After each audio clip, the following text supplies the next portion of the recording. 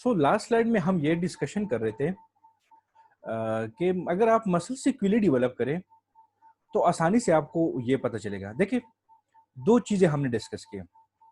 इससे previous slide में आप लोगों ने, अगर आप जरा प्रीवियस स्लाइड पे आप जरा चले जाएं, ये वी पैटर्न इजोट्रोपिया में, तो वी इजोट्रोपिया और यहाँ पे हमने डिस्कस किया वी एक्सो। तो वी पैटर्न में आप देखें superior muscle are involve, superior muscle are involve. तो एक सिंपल फॉर्मूला ये भी बन सकता है कि जब भी आप वी पैटर्न देखें तो सुपीरियर लिखे के यार सुपीरियर है। अब सुपीरियर के बाद आपको रेक्टस लिखना है या ओब्लिक लिखना है। अगर ईजो है वी पैटर्न ईजो तो आप लिख के सुपीरियर ओब्लिक। अगर वी है तो आप लिख के सुपीरियर। एक्सोट्रोपिया है तो साथ में लिख के रेक्टस। वाई? अपोजिट फंक्शन लिख के। वहां पे ईजो था तो इसलिए हमने ओब्लिक लिखा कि ओब्लिक का काम है एबडक्शन। सो एबडक्शन नहीं हुआ तो इसलिए वहां पे ईजो बन चुका है।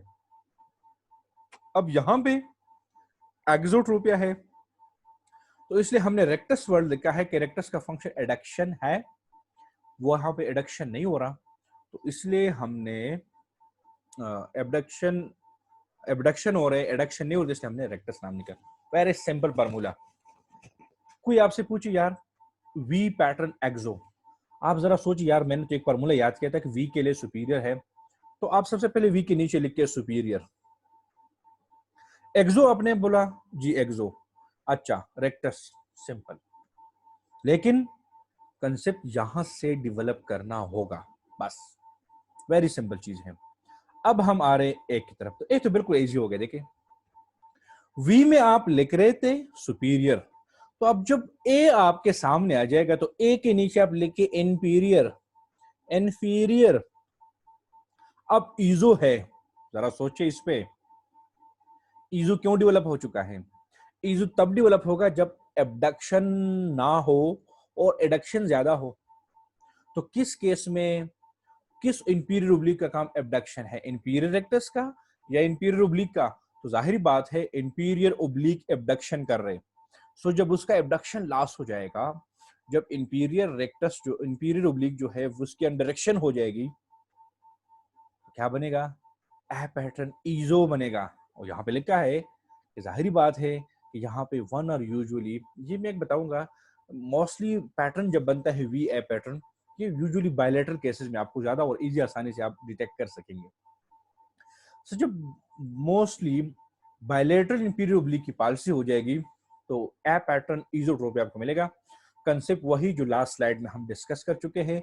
वंस अगेन आप मसल सीक्वेंसली ड्रॉ करेंगे कि अगर इंपीरियर ओब्लिक की पॉलिसी है तो सुपीरियर ओब्लिक की ओवर एक्शन, और इसी ओवर एक्शन से आपको पता है कि सुपीरियर ओब्लिक डाउनवर्ड काम कर रहे हैं, तो इसी इंक्रीज एबडक्शन होगी डाउन गेज में, और जाहिर बात है उसके साथ साथ इंपीरियर रेक्टस की डायरेक्शन होगी। आप जरा क्रॉस ड्रॉ करें, मसल सीक्वेंसली ड्रॉ करें, तो उसकी इंपीरियर रेक्टस की इनहिबिशन की वजह से डाउन गेज में देखें, डाउन गेज में क्या ज्यादा हो रही है? एबडक्शन, एडक्शन डिक्रीज, तो इसलिए डाइवर्ज होगी।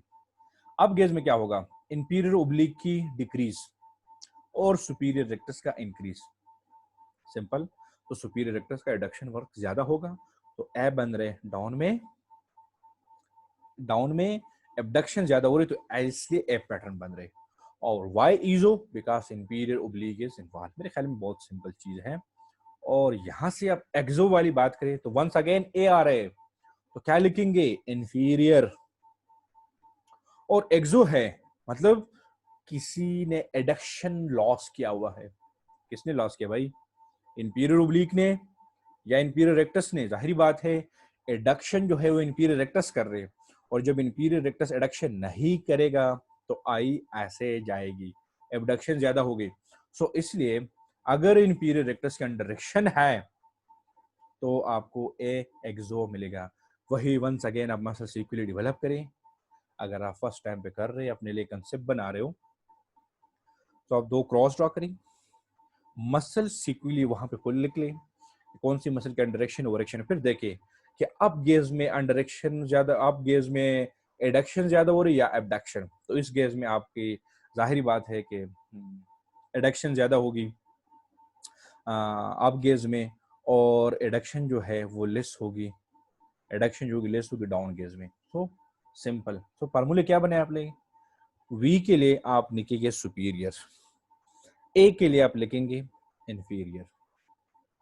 फिर अगर मैं बताऊं वी ईजो, तो ईजो तब होगा जब कोई एबडक्शन नहीं होगा, तो वी पैटर्न ईजो में आप सुपीरियर ओब्लिक लिखेंगे। वी एक्सो, वी के नीचे सुपीरियर लिखेंगे, और इसके अलावा एक्सो है तो इसका मतलब है यहाँ पे रेक्टस लिखेंगे, तो सुपीरियर रेक्टस। ए के नीचे आप लिखेंगे इंफीरियर, एक्सो है तो रेक्टस लिखेंगे, और ईजो है तो ओब्लिक लिखेंगे। वेरी सिंपल, मेरे ख्याल में आप लोगों ने अभी इसी लेक्चर के दौरान आप लोगों ने याद किया हुआ है। सो एक कास जो मैं आपको बताया था कि वर्टिकल मसल की हॉरिजॉन्टल फंक्शन की वजह से पैटर्न डेवलप हो गया। अभी लास्ट स्लाइड ये जो 4 चीजें मैं डिस्कस कर उसमें आपको पता चल गया कि इसी 4 फंक्शन में अगर इसके एडक्शन एबडक्शन में प्रॉब्लम है तो वी पैटर्न बन रहे, आप लोगों ने आपको देख लिया। अब दूसरा कॉज जो है वो ये है कि अगर आपके हॉरिजॉन्टल मसल की एक्शन में भी प्रॉब्लम आ सकते हैं ना यार। हॉरिजॉन्टल मसल जो है वो आपकी लैटरल रेक्टस और मीडियल रेक्टस है, इसमें भी प्रॉब्लम आ सकते हैं। लेकिन इसको डिस्कशन करने से पहले यहाँ पे मैंने कुछ चीजें, कुछ हवाले भी दिए हुए हैं, वो जरा आप रीड करें तो आपके लिए एक और आसानी होगा।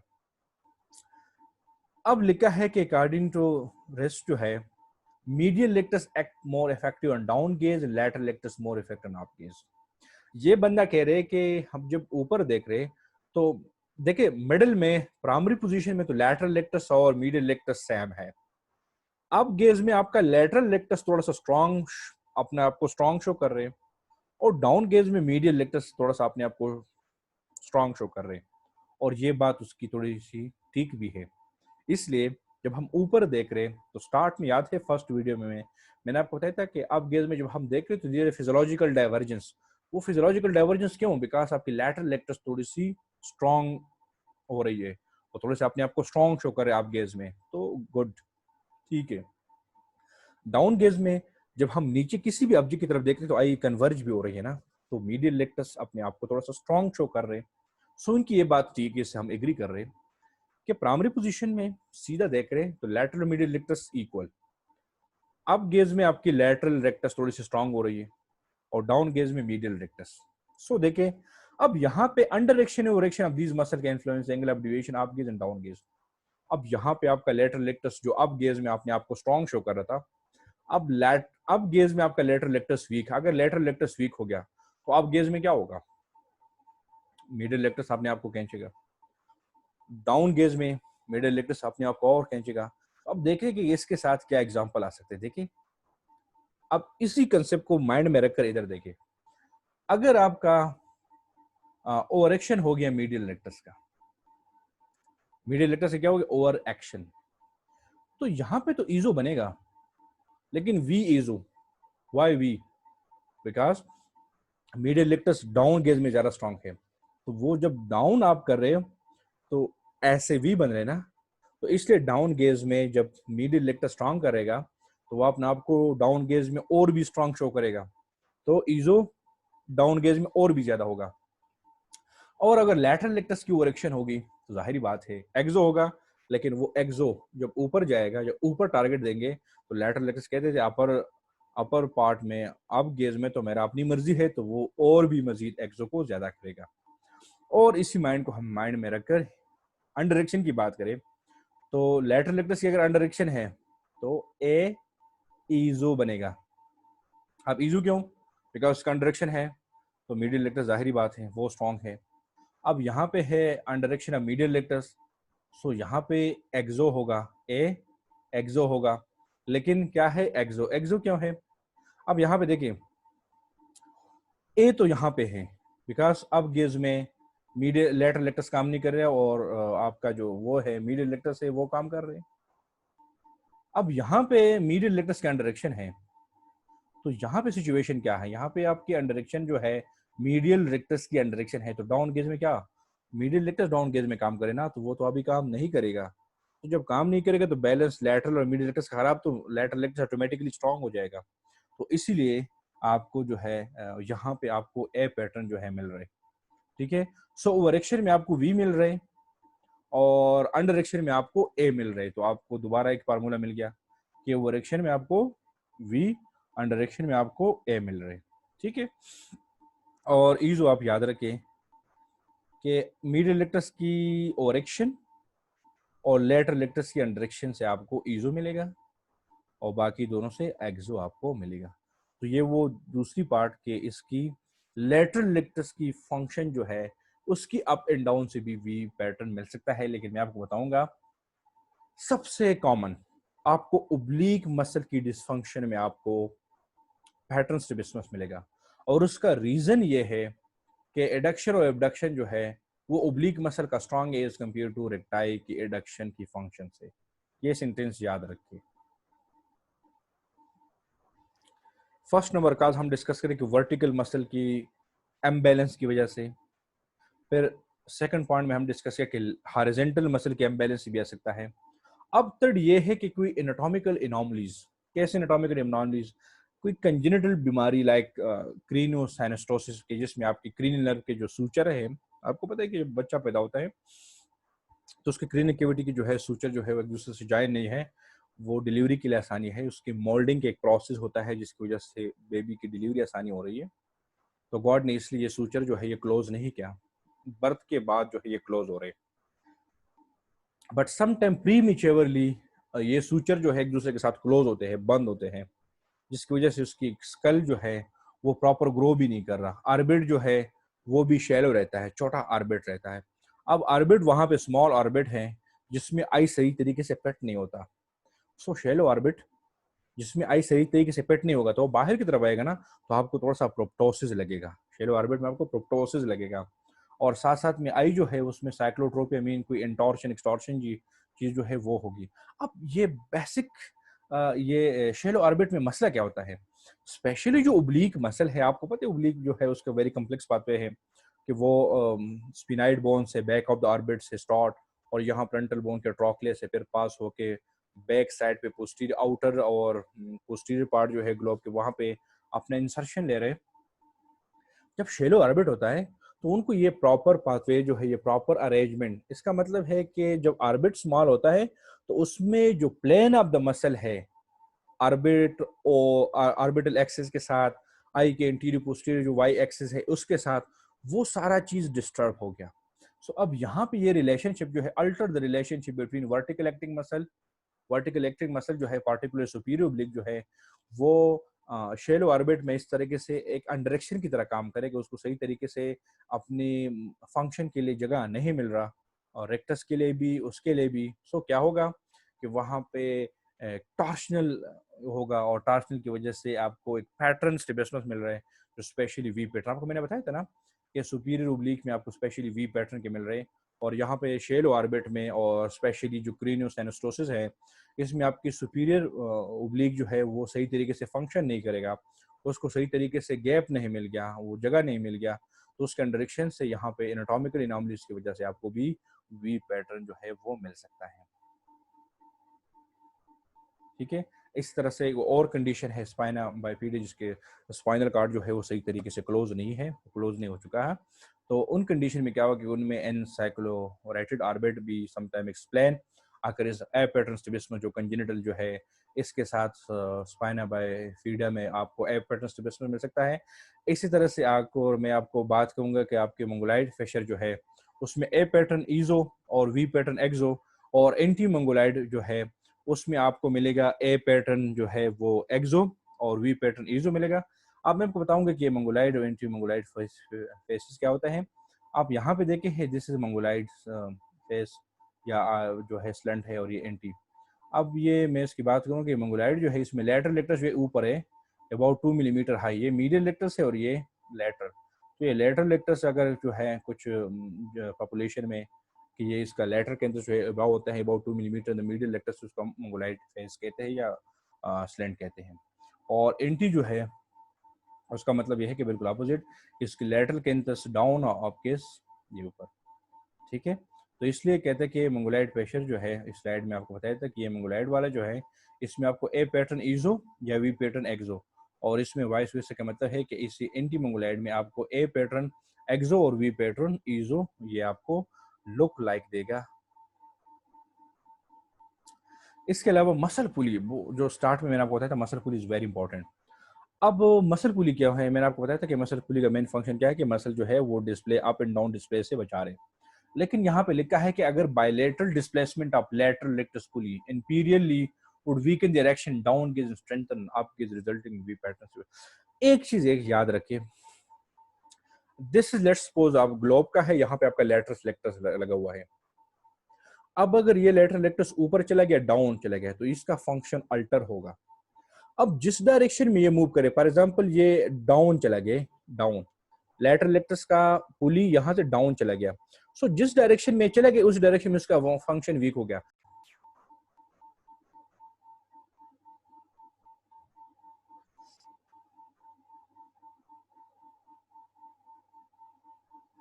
सॉरी, अच्छा, सो मैं बात डिस्कस करता कि अगर वो डाउन शिफ्ट हो गए, चला गया, यहाँ पे आपका लैटरल रेक्टस डाउन शिफ्ट हो गया, सो जिस डायरेक्शन में वो शिफ्ट हो रहे हैं, अगर वो डाउन चला गया, इसका डिस्प्लेसमेंट डाउन हो गया, तो उस मसल का फंक्शन उस डायरेक्शन में वीक हो गया जिसमें ये डिस्प्ले हो गया। लैटरल रेक्टस डाउनवर्ड डिस्प्ले हो गया, तो डाउनवर्ड गेज में डाउन डायरेक्शन में उसका फंक्शन वीक हो गया, लेकिन उसके जो अपोजिंग डायरेक्शन, इसका मतलब है कि अप गेज में उसका फंक्शन स्ट्रांग हो गया। सो अगर लैटरल रेक्टस की पुली डाउन चली गई तो क्या होगा, इसके डाउन गेज में उसका फंक्शन वीक हो गया और अप गेज में वो स्ट्रांग। लैटरल रेक्टस का क्या फंक्शन है, एबडक्शन, तो डाउन गेज में एबडक्शन वीक बिकॉज वो डाउन शिफ्ट हो गया है। और देखिए जिस डायरेक्शन में वो शिफ्ट हो रहा है तो वहां पे वो स्लैक एंड लूज होता है, अपना फंक्शन सही तरीके से नहीं कर रहा। सो इसलिए अगर मसल पुली लैटरल रेक्टस का बायलैटरल डिस्प्लेसमेंट, दोनों लैटरल रेक्टस का मसल पुली जो है वो डाउन शिफ्ट हो गया, सो डाउन गेज में वो वीक हो गया, लेकिन अप गेज में वो स्ट्रॉन्ग, तो वी पैटर्न आपको मिलेगा। इसी तरह से अगर आपको वो मिल रहे यूनिलैटरल डिस्प्ले सुपीरियर ओब्लिक जो है वो मिल रहे, तो वो आपको ये बता रहे लुक लाइक, यहाँ पे लिखा है कि inferior displacement of lateral rectus वो mimic like clinical picture of inferior oblique oration contralateral eye. अगर एक आई में आपका लेटरल रेक्टस डाउनवर्ड शिफ्ट हो गया है, ठीक है, तो वो आपको ऐसे बता रहे कि यहाँ पे इंपीरियर ओब्लिक की ओवरेक्शन हो चुके हैं, इंपीरियर ओब्लिक की ओवरेक्शन। ये ओवरेक्शन क्यों, किस तरीके से है, तो शायद मेरे ख्याल में मैंने तो कुछ जिक्र यहाँ पे इसके हवाले से किया है यहाँ पे। अच्छा, इससे पहले आपको ये बात मैं क्लियर करूँ, और अगर सुपीरियर चला गया है, अगर लेटरल रेक्टस जो है उसके डिस्प्लेसमेंट जो है वो सुपीरियर साइड पे चला गया है, तो वो लुक लाइक ए पैटर्न, जाहिर बात है। अब ऊपर चला गया है तो उस डायरेक्शन में ये वीक हो गया, लेकिन डाउन डायरेक्शन में वो स्ट्रॉन्ग, तो इसलिए वहां पे आपको मिलेगा। और जब सुपीरियर डायरेक्शन में चला जाता है तो ये आपको देखिए, लेटरल रेक्टाइल अगर ऊपर चला जाता है तो ऊपर उसका फंक्शन वीक, डाउन गेज में फंक्शन स्ट्रॉन्ग, और वो एबडक्शन करे तो इसलिए ए पैटर्न बन रहे। अब यहाँ पे लिखा है कि ऊपर जब जा रहे तो वो ऐसे लुक लाइक पिक्चर आपको देगा कि सुपीरियर ओब्लिक की ओवरेक्शन है। सुपीरियर ओब्लिक क्या काम कर रहे हैं, वो डिप्रेशन कर रहे हैं और साथ साथ में एबडक्शन भी कर रहे हैं। सो डाउन गेज में जब आई जा रही है और एबडक्शन भी कर रहे तो वो लुक लाइक वो सुपीरियर ओब्लिक जो है ओवरेक्शन है। और लास्ट स्लाइड में देखिए इसमें इसलिए लिखा है कि इंपीरियर ओब्लिक की ओवरेक्शन बिकॉज अब गेज में ओब्लिक काम कर रहे हैं, इंपीरियर ओब्लिक और उसके साथ ओवरेक्शन है तो वो आउटवर्ड जा रही है, तो इसलिए ये यहाँ बताया गया है कि अगर इंपीरियरली डिस्प्ले होगा लेटरल रेक्टस तो वो इंपीरियर ओब्लिक की ओवरेक्शन, तो एक सिंपल चीज ये है, इंपीरियर डिस्प्लेसमेंट कर रहे हैं तो इंपीरियर ओब्लिक की तरह मेमिक मीन के उसकी तरह पिक्चर देगा। और दूसरी साइड में यह है कि अगर वो सुपीरियरली चला गया है, लेटरल रेक्टस सुपीरियरली थोड़ा सा डिस्प्ले हो चुका है, तो वो आपको सुपीरियर ओब्लिक की तरह जो है कोई क्लिनिकल पिक्चर देगा। ठीक हो गया। अच्छा, ये अभी तक हम डिस्कस कर रहे थे कि आपके जो वो है मसल पुली है वो भी पैटर्न स्टिफनेस में काफ़ी रोल प्ले कर रहे हैं। इसके अलावा मसल इनर्वेशन सिंड्रोम आप वेन रिट्रैक्शन सिंड्रोम डिटेल से पढ़ चुके हैं, आपको आइडिया होगा कि वेन रिट्रैक्शन सिंड्रोम में जो है आपकी लैटरल रेक्टस और स्पेशली जो सम टाइम आपकी तड़ और एब्ड्यूसेंट नर्व है उसमें एवरेंट रीजनरेशन हो रही है। सो सम टाइम आई जो है वो एलिवेशन पोजीशन में एबडक्शन भी कर रही है, ठीक है, कि जिसके सम टाइम जो है आपकी थर्ड नर्व के सम ब्रांच जो है लेटरल रेक्टस को भी सप्लाई कर देता है। सो जब वो सुपीरियर रेक्टस एक्टिवेट होता है तो इस एक्टिवेशन के साथ साथ लेटरल रेक्टस भी स्टिमुलेट है, तो आई आओ अपवर्ड भी और लेटरल भी जा रही है in case of brain retraction syndrome. तो मसल की इनर्वेशन डिसऑर्डर भी एक कॉज है पैटर्न स्ट्रैबिस्मस का। सेंसरी टॉर्शन, तो उसको मैंने थोड़े से सिंप्लीफाई फॉर्म में लिखा है। अब सेंसरी टॉर्शन यह है कि अक्सर आई में जो है फ्यूजन जो है वो लॉस होता है। When the fusion become loss in eye, तो आपको पता है कि यही फ्यूजन की वजह से आपकी ऑल मसल जो है वर्क कर रहे हैं। सो इसमें ना इंटॉर्शन हो रही ना एक्सटॉर्शन हो रही, बिकॉज ओब्लिक और रेक्टाइल मसल एक बैलेंस में है। लेकिन जब उसकी फ्यूजन लॉस हो जाए तो फिर इंटॉर्शन या आई एक्सटॉर्ट होगी या इंटॉर्ट होगी। अब इस इंटॉर्शन एक्सटॉर्शन से क्या होगा, इससे जो मसल की प्लेन है ना, प्लेन अपेक्शन ऑफ रेक्टस मसल, वो चेंज होगा। आपको पता है कि आपकी सुपीरियर रेक्टस और इंफीरियर रेक्टस जो है वो आपकी आई की एक्सिस के साथ जो है 23 एंगल बना रहे हैं। ओब्लिक मसल जो है वो 51 डिग्री आपके विजुअल एक्सिस के साथ बना रहे हैं, ठीक है। सो जब इसमें टॉर्शन एक्सट्राक्शन होगा, वही प्लेन जो है मसल का जो एक्शन है वो चेंज होगा, और जब वो चेंज होगा तो लीडिंग टू पैटर्न स्ट्रैबिस्मस। किसी भी डायरेक्शन में वो चेंज हो सकता है, वी पैटर्न भी दे सकता है और आपको ए पैटर्न भी दे सकता है। सो ये लेक्चर जो था ये ऑल अबाउट जो था इसके कॉजेज एटियोलॉजी जो है, तो उसमें हमने बेसिकली उस पर ज़्यादा फोकस किया कि ए वी पैटर्न का एटियोलॉजी क्या है। अब इसके बाद जो नेक्स्ट लेक्चर है इसमें हम इसकी इन्वेस्टिगेशन के हवाले से बात करेंगे और मैनेजमेंट के हवाले से बात करेंगे। इसकी प्रॉपर इन्वेस्टिगेशन और मैनेजमेंट जो है वो क्या है, वो नेक्स्ट वीडियो में हम इसके हवाले से बात करेंगे।